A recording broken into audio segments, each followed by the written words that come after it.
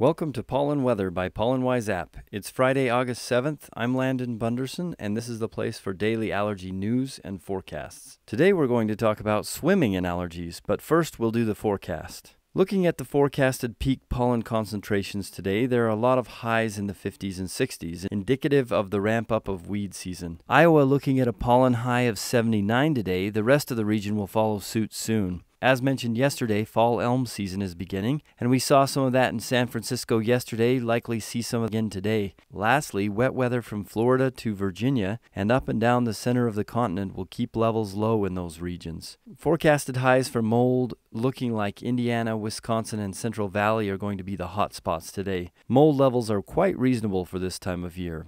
Air quality is the worst it's been across the continent in over a month, which is bad, but some of our worst spots have improved, which is good. We'll be watching trends closely over the next few days. As cool weather slowly moves out of the upper Midwest and East, there is some cooling in the Northwest.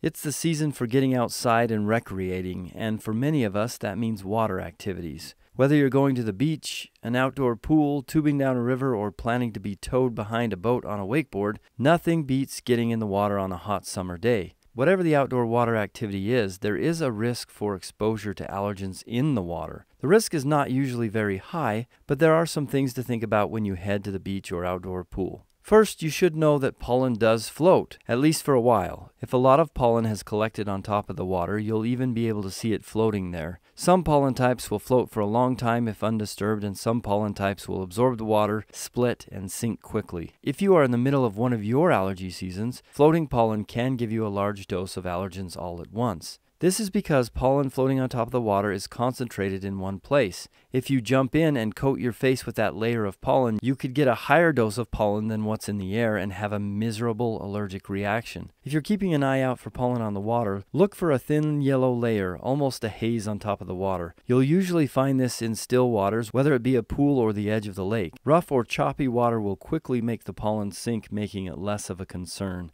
For pools, it's easy to mitigate the risks through filtration, regular cleaning, and skimming. If it's your pool, this is easy to do. If it's a public pool, you won't have much control, obviously. The one upside with a public pool is that crowds keep the water choppy, which sinks the pollen. For lakes, rivers, ponds, and other bodies of water, you should try to avoid still water, especially if you see pollen floating on top. This is just a little summer tip for outdoor water activities. Hope it helps.